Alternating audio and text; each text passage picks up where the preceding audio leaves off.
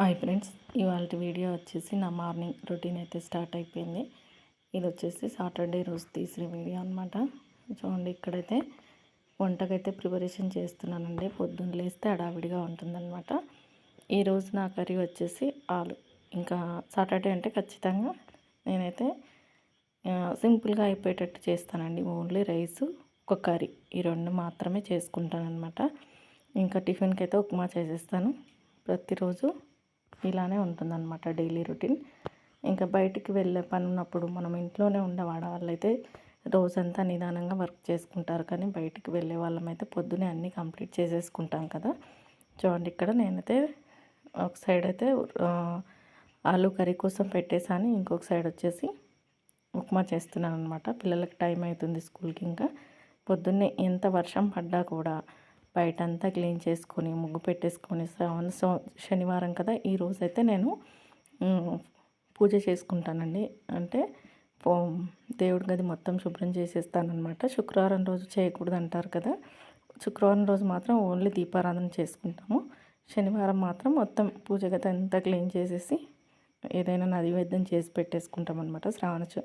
శనివారం కదా, మాకు ఇంట్లో పెద్దవాళ్ళ నుంచి వస్తున్న ఆచారం అనమాట. శనివారం రోజు ఫొటోస్ అన్నీ నీట్గా తుడుచుకొని బొట్లు, కుంకుమ బొట్లు పెట్టుకొని పువ్వులు పెట్టి పూజ చేసుకోవడం. రోజు దీపారాధన చేస్తాము, కాకపోతే శనివారం రోజు మాత్రం అంత ఫొటోస్ అవన్నీ క్లీన్ చేసి పూజ చేసుకుంటాం అనమాట. ఫస్ట్ అయితే వంట చేసి పక్కన పెట్టేస్తే నెక్స్ట్ ఇంకా నేను పూజ చేసుకోవచ్చు అని చెప్పేసి వంట అయితే కంప్లీట్ చేసేస్తున్నాను. ఇక్కడ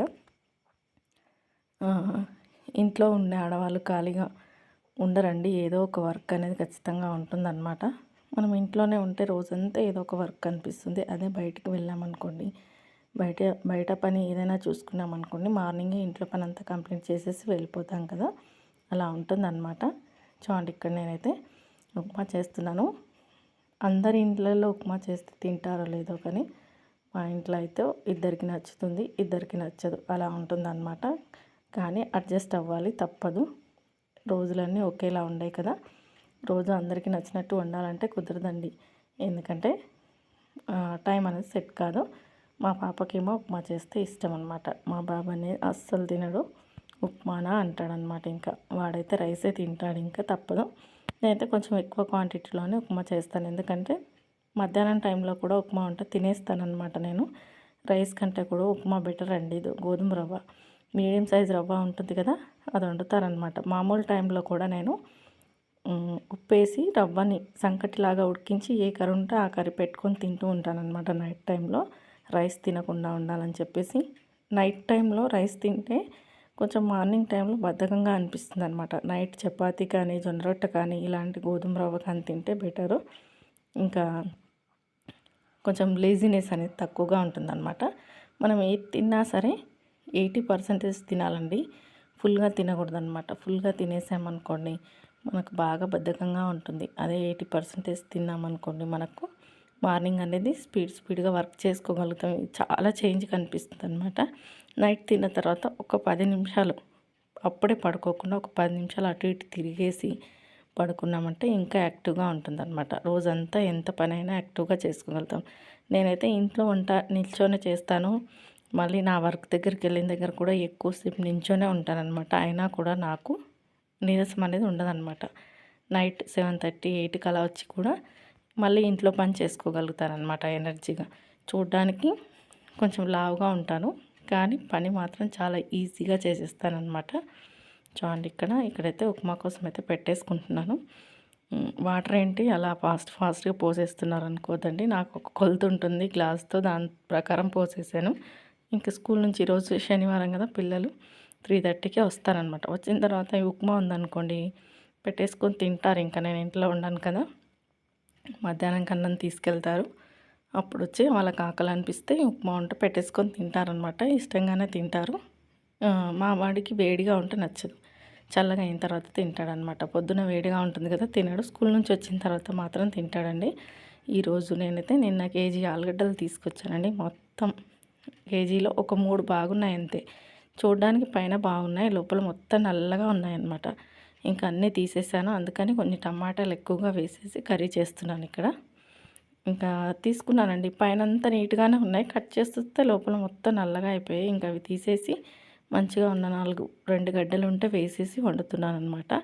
ఈరోజు కర్రీ అయితే ఒక్కటే వండుతానండి. ఇంకా నాకు టైం సెట్ అవ్వదనమాట. ఇంకా అన్ని పనులు ఒకే రోజు పెట్టేసుకుంటే కుదరదు కదా! వారం రోజు అంటే ఇంకా పని ఎక్కువగా ఉంటుంది. పూజ చేసుకోవాలి.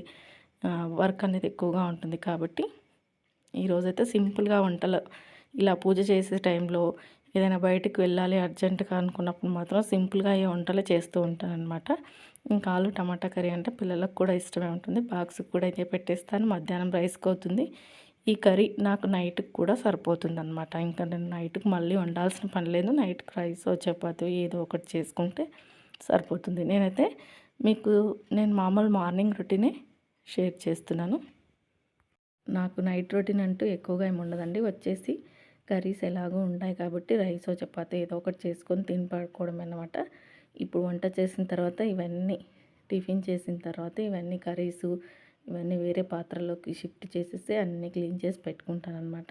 నాకు కిచెన్ అనేది నీట్‌గా ఉండాలి. లేదంటే నాకు అస్సలు నచ్చదనమాట. గజిబిజిగా ఉంటే అస్సలు నచ్చదు. స్టవ్ దగ్గర ఆయిల్ చిట్లిపోయి స్టవ్ అంతా గజిబిజిగా ఉంటే అస్సలు నచ్చదు. నీట్‌గా ఉంచుకుంటాననమాట.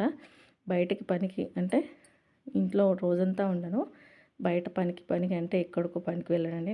నేను టైలరింగ్ చేస్తాను కాబట్టి నాకు పని ఉంటుందన్నమాట. షాప్‌కి వెళ్ళి చేస్తాను. ఇంకా అక్కడికి వెళ్తాను కాబట్టి నేను ఇంక అన్ని పనులు నీట్‌గా ఎక్కడా కూడా ఒక్క పని కూడా వదిలేయననమాట. స్కిప్ చేయను. అన్ని పనులు చేసుకొని వెళ్తాను. ఇంక పనంతా కంప్లీట్ చేసేసుకొని వెళ్ళిపోతాననమాట. మధ్యాహ్నం ఇంటికొచ్చేసి రైస్ తినేసి వెళ్తాను. ఇలా ఉంటుందండి డైలీ రొటీన్ అనేది. ఈరోజైతే నా రొటీన్‌లో ఇంకా సింపుల్ వంటలనమాట. సింపుల్‌గా చేసేసుకున్నాను. కొన్నిసార్లు కొంతమంది ఏంటంటే ఇంట్లోనే ఉంటారు కదా! మార్నింగ్ టిఫిన్ ఒకసారి, మధ్యాహ్నం రైసు, వంట మొత్తం కిచెన్‌లోనే ఉండిపోతారనమాట. వర్షాకాలం వేడివేడిగా తింటే మంచిదేనండి. కాకపోతే అందరికీ వీలవ్వదు కదా! నా పాత్రలు చూసి మాత్రం నిజంగా కామెంట్ చేయకండి. ఎందుకంటే మార్చాల్సినవి ఉన్నాయి. మారుస్తాను మెల్లగా. టైం పడుతుందనమాట. కొన్ని ఉంటాయి కదా ఎక్కువ రోజుల నుంచి వాడినవి, అవి కొంచెం నల్లగా ఉండుండొచ్చు. ఇంకా వాడాల్సిందే తప్పదు. చూడండి ఇక్కడ నైట్ అయితే నేను రైస్ తినలేదనమాట. పిల్లలు కూడా సరిగ్గా తినలేదు. వర్షం ఎక్కువగా ఉండడం వల్ల చల్లగా అయిపోవడం వల్ల ఏమో తెలీదు. కొంచెం తొందరగా వండాననమాట. ఇంకా మిగిలిపోయిన రైస్ అయితే పడేయడం ఎందుకులే అని చెప్పేసి పులిహోర చేస్తున్నాను. ఇంకా మా వాడు ఎలాగో ఉప్మా తిన్నాడు కదా! వాడు పులిహోర తిని వెళ్తాడులే అని చెప్పేసి ఇక్కడ పులిహోర కోసం అయితే పోపు పెట్టుకుంటున్నానండి.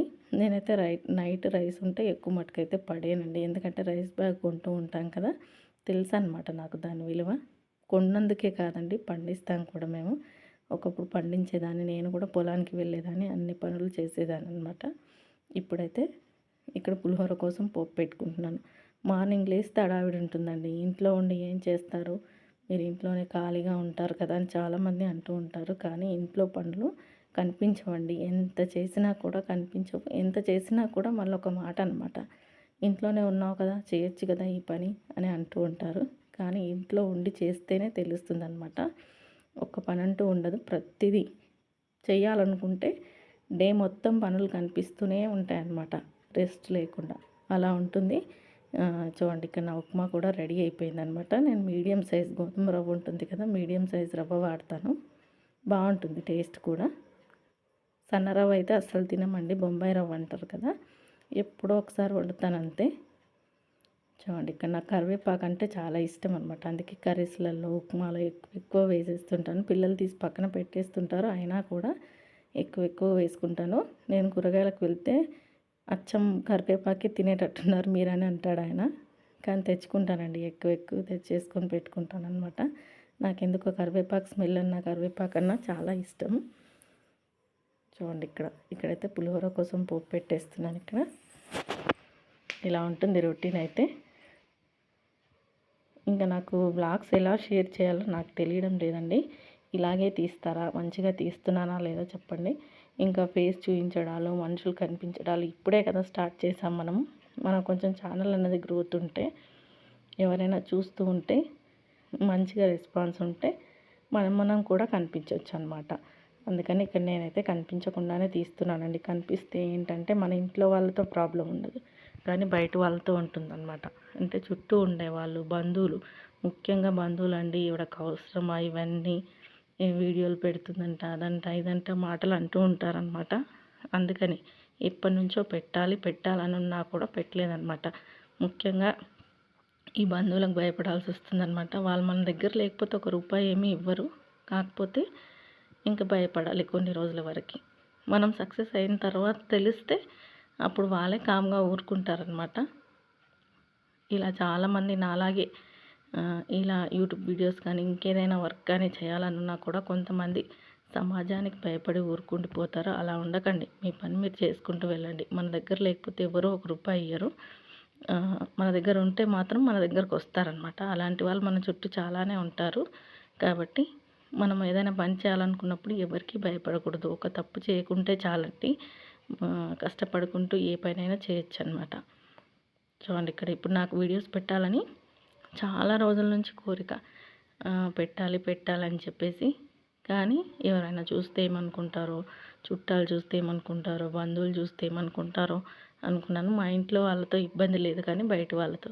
ఇదేనండి ఇవాల్టి వీడియో. నచ్చితే లైక్ చేయండి, సబ్స్క్రైబ్ చేసుకొని సపోర్ట్ చేయండి.